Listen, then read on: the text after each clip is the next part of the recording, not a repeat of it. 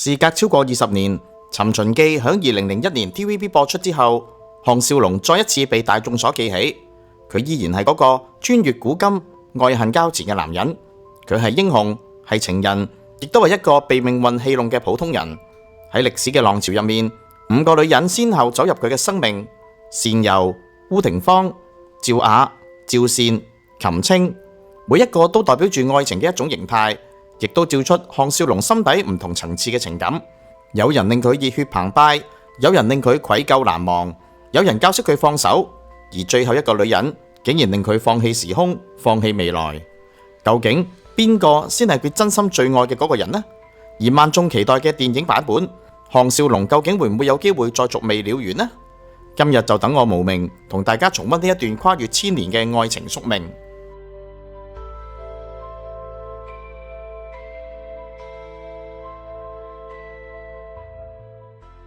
項少龍穿越到戰國以後，第一個遇見嘅就係善柔。佢嗰時俾人追殺，幾乎命喪當場，偏偏善柔及時嘅出手救咗佢。喺嗰一刻，佢眼前出現嘅係一個穿着男裝、刀法利落、講義氣嘅人。佢心諗，原來古代都有咁英雄嘅後生仔，所以由第一眼開始，佢係用兄弟嘅眼光去睇善柔。但係命運最有趣嘅地方，就係當兩個人以兄弟相處，反而會產生更深層嘅信任同埋羈絆。善柔其實喺楚國打滾多時，成年人之中難得見佢咁清潔合義。佢唔單止出手救項少龍，仲多次嘅幫佢脫險。例如有一幕，項少龍喺市集之中被懷疑係間諜，善柔一手拖住佢翻身上馬，一路殺出重圍，鏡頭飛沙走石，好似電影英雄救美咁樣。但係今次係女救男，從此項少龍心裏面對善柔產生一份深層嘅佩服，呢啲真係真正嘅朋友。佢喺戲入面甚至咁講過，善柔係佢最夾得嚟嘅兄弟。但係觀眾都睇得出，善柔對佢嘅感覺其實早已經唔止係友情。每逢夜深，佢哋紮營傾偈嘅時候，善柔會偷望項少龍，笑中帶淚。有一幕，佢為項少龍受傷去熬藥，又默默嘅幫佢縫補啲衫，嗰種細膩溫柔，絕對唔似係一個粗豪嘅兄弟。到最後，當佢問出你有冇諗過3個女人共侍一夫，嗰句開玩笑嘅表白已經將內心講晒出嚟。佢知道項少龍唔會真係答應，但係佢仍然想聽到一句安慰嘅說話。項少龍嘅心態其實都複雜噶，善柔身上有現代女性少見嘅忠直，佢欣賞善柔嘅真誠同埋勇敢，但係同時間佢又覺得自己唔屬於呢個時代，唔想牽連任何嘅女子。就係咁樣，既推開又靠近，就造就咗最遺憾嘅一對，有緣無分。善柔喺後期重遇項少龍嘅時候，已經接受現實，但係仍然用命去保護佢。嗰場大戰，為咗救項少龍中劍負傷，臨走之前就話：你係我一生之中最佩服嘅男人。項少龍捉住佢對手，一刻無言。其實呢段感情從未開始就已經結束。佢唔係冇動真情，而係從來唔敢去愛。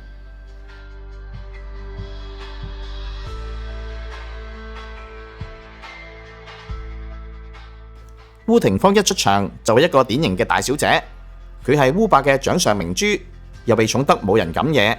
第一次遇上項少龍，係佢喺街上面被啲地踎去挑釁，項少龍見義勇為嘅救咗佢。烏廷芳表面上面好嬲，話佢多事，但係其實心入面早已經產生好感。佢係典型外冷內熱嘅女人，個嘴話好討厭你，身體就好誠實。劇中幾次佢鬧項少龍不知禮數，但之後又偷偷嘅幫佢喺府中打點事情。項少龍最初對烏廷芳嘅感覺就係麻煩唔好惹，但係又好得意。佢喺現代經歷過唔少嘅女人，但係就未見過咁真性情嘅人。佢哋成日都鬥嘴，一半係火花，一半係愛苗。最經歷嘅一幕係烏廷芳鬧佢：你究竟係邊度嚟嘅人？成日講啲咁古怪嘅說話。項少龍心裏邊偷笑，因為佢講嘅都係現代術語。呢啲小互動令到烏廷芳慢慢嘅對佢上心，但佢又唔願意認輸，表面總係要俾自己一個藉口。佢嘅感情轉折點係項少龍救咗佢一命。當時烏府被圍，項少龍孤身闖入敵陣，將佢抱出，嗰啲畫面就係古代版嘅英雄救美。自此，烏廷芳就徹底嘅愛上咗佢。可惜項少龍嗰時嘅心思又唔喺戀愛上面，佢身邊既有任務，就係要輔助嬴政上位，又有其他嘅情人關係未清，例如趙善未完嘅緣分。當烏廷芳表白嘅時候，項少龍冇即時嘅拒絕，反而沉默。嗰份嘅沉默就係最大嘅誤會。後嚟佢為咗保護烏虎，亦為咗責任娶咗烏廷芳。婚後佢愛佢嗎？愛嘅，但係唔夠深。佢對烏廷芳更多係責任同埋感情補償。烏廷芳能夠感受到項少龍對佢有距離，但係依然願意嘅陪伴。喺亂世之中，講愛就太過奢侈，講守護先係最真實。佢哋嘅婚姻表面幸福，內裏就好鬱悶。烏廷芳幾次嘅質問佢，係唔係你心裏邊仲掛住其他人？項少龍冇答佢，只係輕輕嘅攬住佢。嗰場戲最心酸，佢用擁抱去代替承認。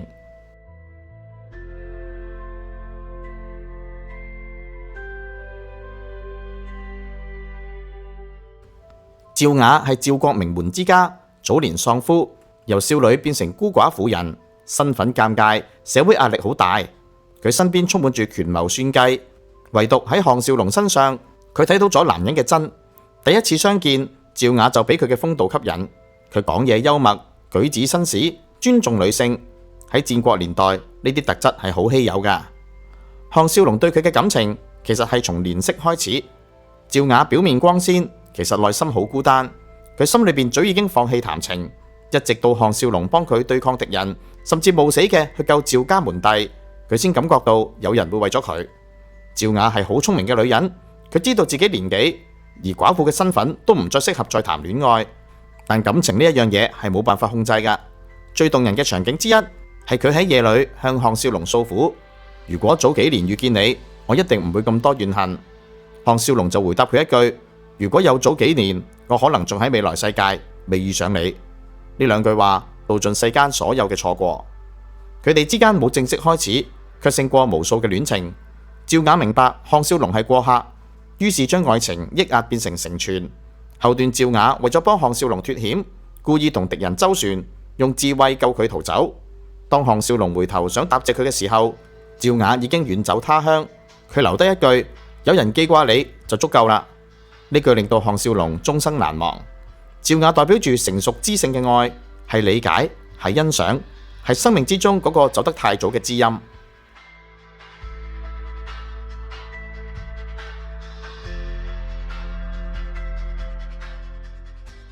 趙善公主可以話係全劇最惹人憐愛嘅角色之一。佢出身高貴，活喺權力金籠裏面，自細就冇選擇權。當佢遇見項少龍，第一次感受到真。呢個男人不畏權勢，講嘢率直，好似天跌落嚟嘅奇遇。項少龍最初對趙善嘅感覺係保護欲強烈。佢睇住呢個單純公主被宮廷逼婚，被利用作為政治籌碼，心入面就湧出現代人嗰份嘅憤怒。女人係唔應該俾命運決定嘅。趙善一次次嘅冒險見佢，兩人嘅關係越走越深。最甜蜜嘅一幕係喺趙宮後院，趙善趁日落偷出嚟見佢，話只要有你，我唔怕任何嘅事。嗰個時候佢哋真係有戀人嘅感覺，純真灼熱，冇雜質。但係越浪漫嘅愛就越脆弱。趙善最後要嫁俾其他國家嘅王子，以穩定聯盟。佢向項少龍喊住嘅道別，項少龍緊握住佢嘅手，兩人無聲對望。嗰種心痛唔止係失戀，而係對命運嘅無奈。趙善後嚟俾敵國嘅人擄走，項少龍幾次想救佢，但係都事與願違。即使最後救翻出嚟，佢都已經身心俱疲。趙善知道自己嘅命唔長，臨終之前送咗一條手繩俾項少龍。佢話：你會記得我嗎？項少龍忍住眼淚嘅話：你永遠係我心裏邊最真嘅一份純愛。呢段愛情最後化成一個幻影，一個項少龍心底永遠捉唔到，但係放唔低嘅角落。趙善代表住佢內心最初最清澈嘅嗰份愛，但係世道殘酷，愛情成為咗祭品。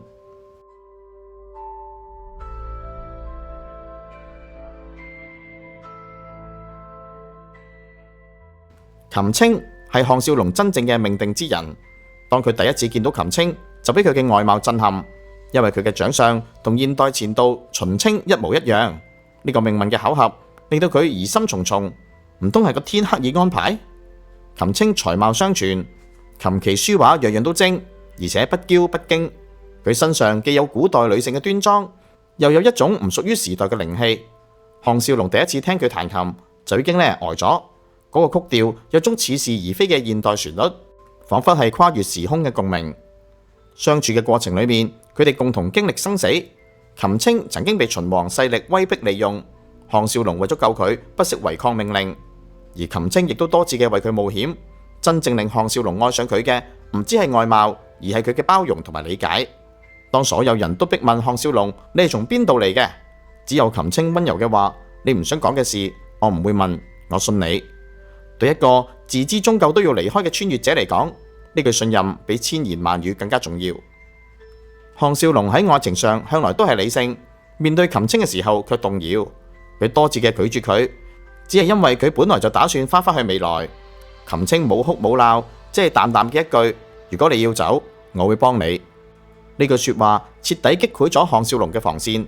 佢見識過善柔嘅義、烏廷芳嘅情、趙雅嘅知、趙善嘅純，但係只有覃青令佢願意犧牲自由同埋時空，為佢而留低。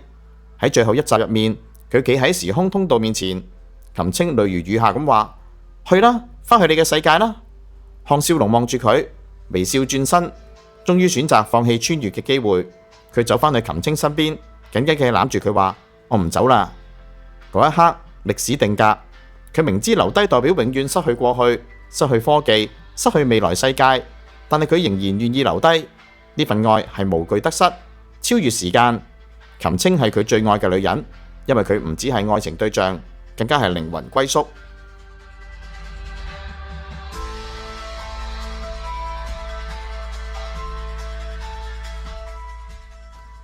五段感情各具特色，代表住項少龍人生嘅五種情感層次。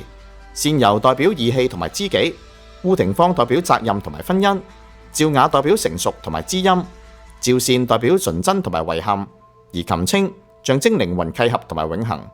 最終能夠令項少龍放棄時空，選擇長留古代嘅只有覃青。佢唔單止係似秦青，更加係項少龍穿越旅程嘅盡頭，愛情嘅最終歸宿。所以項少龍一生最愛嘅人，無可置疑就係覃青。24年前嘅 TVB 神劇《尋秦記》，古天樂穿越去戰國幫趙盤登基嗰陣，真係全香港都瘋狂啊！而家等足6年嘅電影版終於要上畫啦，點解拍好咗咁耐都唔出？究竟背後發生咗啲咩事？原班人馬重聚，又會玩出乜嘢新嘅火花？有人話呢一部戲唔止係懷舊，更加係港產片能唔能夠重生嘅關鍵一役。今次就等我無名帶大家一齊穿越翻去《尋秦記》嘅前世今生，睇下呢套等咗24年嘅電影到底有幾傳奇。《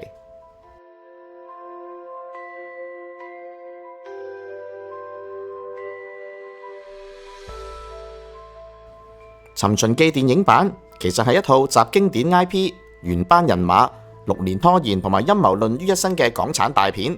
呢套戲喺2025年終於上映，對好多香港觀眾嚟講，唔止係一齣懷舊電影，而且係一場跨越24年嘅青春回歸。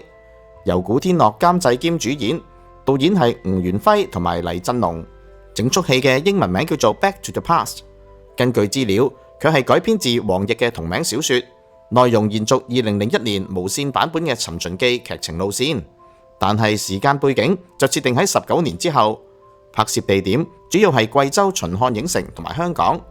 2019年4月正式開機，7月就殺青，總投資據講係達3億5千萬港元，屬於港產片少見嘅大規模製作。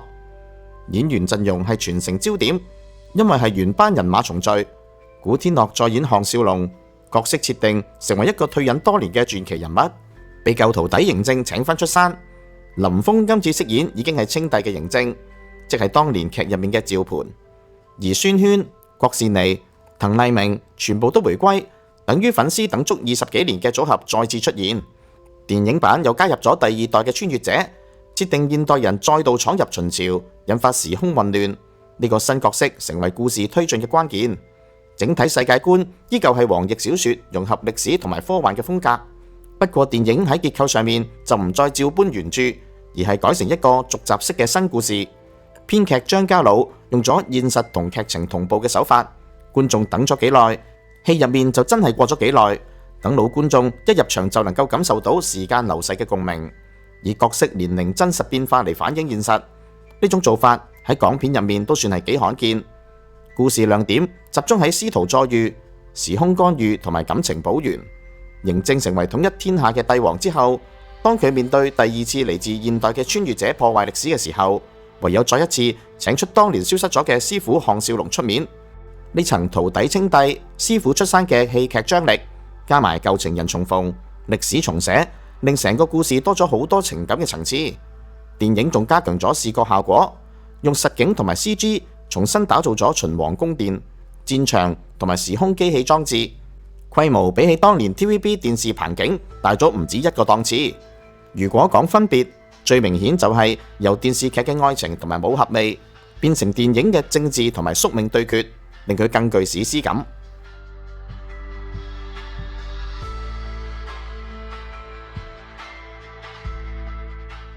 其實點解香港人咁期待《尋秦記》呢？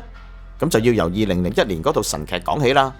20幾年前 TVB 版本一出，收視爆燈，項少龍穿越戰國，幫趙盤登上帝位。嗰陣成個香港幾乎冇人唔識呢一個嘅角色。對當時嘅觀眾嚟講，《尋秦記》幾乎係一套用硬科幻概念開場，再加古裝權謀同埋浪漫愛情嘅電視劇，等人覺得好新鮮。嗰個年代人工智能、穿越、量子科學都仲未普及，突然見一套港劇玩時間旅行、實驗室意外，真係好震撼。當年古天樂靠呢個角色成功確定咗佢嘅事業高峰，同時亦都係佢離開電視圈前最具代表性嘅作品。劇情密集，對白風趣，有愛情，有兄弟情。更重要嘅係，觀眾第一次見到有現代人喺古代嘅權謀世界求生。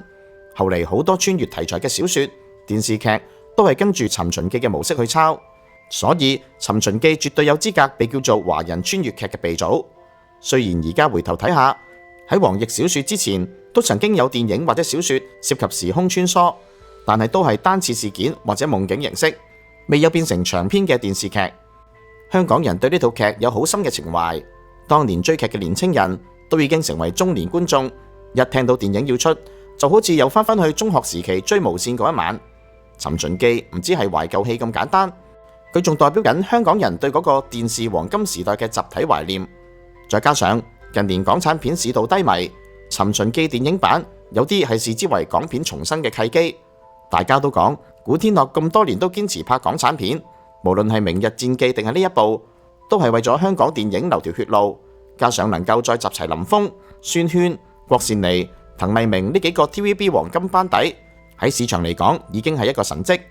網上好多觀眾留言都話等咗以為唔會上映，都市傳說成真，足以證明佢喺大家心目中嘅地位唔係一般戲可以比較。講多少少關於2001年呢套神劇啊！2001年《尋秦記》播出嘅時候，無線電視幾乎全城瘋狂。古天樂飾演嘅項少龍穿越秦朝，成為港劇史上最經典嘅角色之一。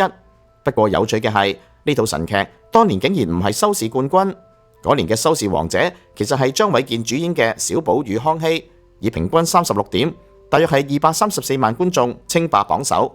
《尋秦記》就以33點，212萬觀眾緊隨其後。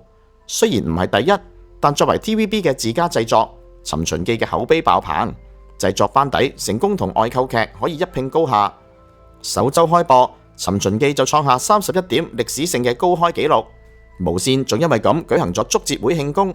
古天樂當晚興奮到開香檳吹喇叭，又公開向台前幕後道歉，話自己拍攝嘅時候病咗拖慢進度，場面熱鬧感人。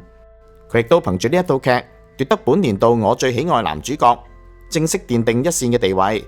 古天樂事後亦都笑言，話晒係自己擔正，緊張到瞓唔着，係佢從偶像演變成演技派嘅關鍵時刻。《尋秦記》製作嘅規模更加突破電視劇嘅常規。TVB 花咗10幾萬向陝西博物館訂製真尺寸嘅兵馬俑，仲有一個專屬古天樂樣貌嘅800磅特製雕像。整套劇服裝道具總達120噸，每朝演員要凌晨開工排隊化妝，盛況空前。呢套劇唔單止創造咗收視奇蹟，更加見證咗香港電視黃金年代嘅工業精神同埋熱血。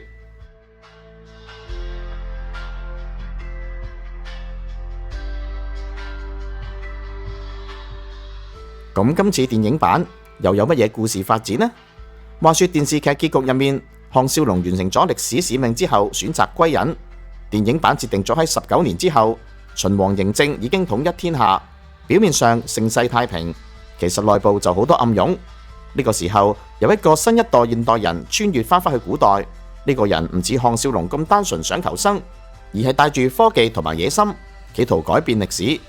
嬴政雖然已經係皇帝，但係面對咁嘅威脅都感到好不安，最後決定再請翻當年嗰個唯一可以信任嘅師傅出山。項少龍再次現身戰國，除咗要面對時間干預者帶嚟嘅危機，仲要面對舊日愛人同埋昔日部下命運交錯嘅人情壓力。電影延續翻舊劇嘅世界觀，唔重拍唔重開，而係真真正正嘅續集。演員自然老咗19年，劇情入面亦都講佢哋老咗19年，嗰份真實感反而變成戲入面重要嘅情感。好多當年收得太急嘅感情線，今次都有得補足。好似項少龍同幾位女角當年留低嘅遺憾，都會喺電影再度嘅攤開嚟講。視覺方面，《尋秦記》電影版係高規格嘅拍攝，無論係宮殿佈景、戰爭場面同埋時空機器嘅特效，都達到近年港產片頂級嘅水準。原來2019年開拍嗰陣已經針對大銀幕效果去設計，為嘅就係要觀眾一入戲院就感受到重返秦朝嘅壯觀。成個故事比電視劇嘅格局更大，唔再係單純係點樣幫秦始皇統一天下，而係探究歷史被篡改嘅後果。到底邊條時間線先係真？項少龍當年嘅抉擇係唔係錯咗？呢啲思考層次令到電影唔止係玩情懷，仲問翻觀眾一個問題：如果你可以改變歷史，你願唔願意呢？好多觀眾都話最期待就係睇戲內戲外一齊老嘅感覺。20年之後，成班人真係喺大銀幕重遇，好似人生同埋角色重疊咗。當然，亦都有觀眾擔心，話港產片情懷式重演，好多時都係輸俾劇本。但係總算今次呢個續集設計唔係炒冷飯，而係有新結構、有反思，所以大家都拭目以待。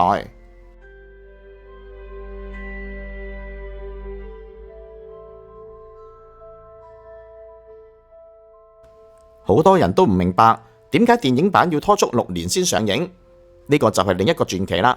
官方版本其實講得好清楚，電影2019年7月殺青之後就入咗後期，但係適逢2020年疫情爆發，成個亞洲電影工業中斷，唔少項目資金鏈都出問題，尋秦記亦都唔例外。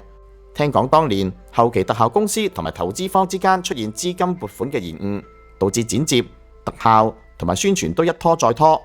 因為投資方唔止係一間公司，古天樂亦都坦白講過，冇可能話佢自己想上映就得，要等多方協調。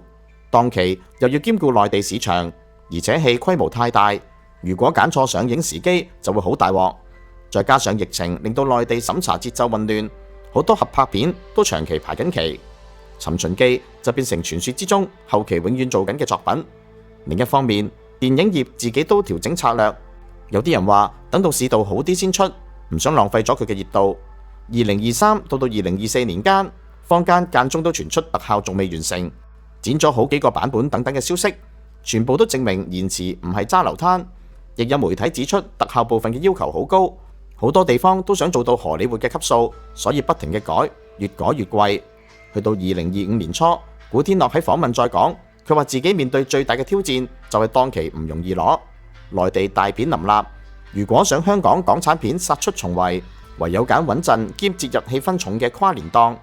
喺網上陰謀論就更加誇張，有人話係投資方之間出現利益分歧，爭分賬比例；又有人話喺內地審查有啲場口涉及政治歷史角度要調整。呢啲講法冇官方證實，但係就被拎嚟做茶餘飯後嘅話題。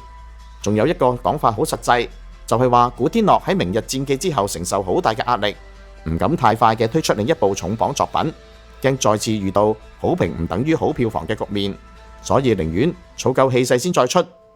總括嚟講，延遲6年嘅主要現實原因包括疫情嘅衝擊、資金鏈斷裂、後期製作時間拉長同埋審查節奏拖慢。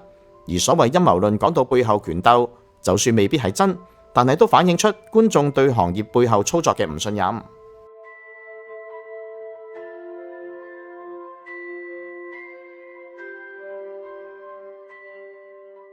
講到上映地區同埋反應，《尋秦記》終於定檔2025年12月31日同香港觀眾見面，係跨年重頭戲，好多戲院入排近1000場，好似元旦倒數一樣咁塞到滿晒。馬來西亞同埋台灣都差唔多日子同步上映。台灣就定咗2026年1月上旬上畫，大馬戲院亦都同步開畫，因為佢哋嘅華人觀眾好多都係細個就睇 TVB， 情懷一樣濃烈。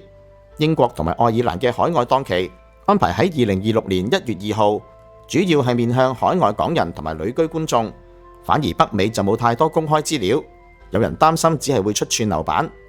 香港本地反應好誇張，網上討論一出，大家留言都係話等咗咁多年終於可以見到，一定要入場撐古生。Spotlight KL 同埋香港娛樂平台都有報道話，香港觀眾對戲期待嘅程度極高，甚至有人開玩笑咁話，好唔好睇已經唔重要，最重要嘅係嗰種情懷。當然亦都有比較冷靜嘅，會講睇下真係內容夠唔夠力，唔好又變成港產片靠情懷夠票房嘅套路。但係整體氣氛係正面嘅。海外媒體例如 Variety 都報道話喺英國上映嘅消息，形容 Back to the Past 係華語影壇嘅時間穿越史詩。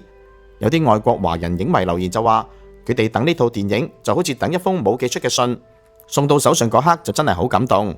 無論最終票房係點樣，單係睇反應同埋討論熱度，呢套戲已經成功喺港片低谷嘅時期掀起一次嘅話題。用一句最貼切嘅總結，觀眾睇嘅唔止係一部電影，而係一段青春記憶。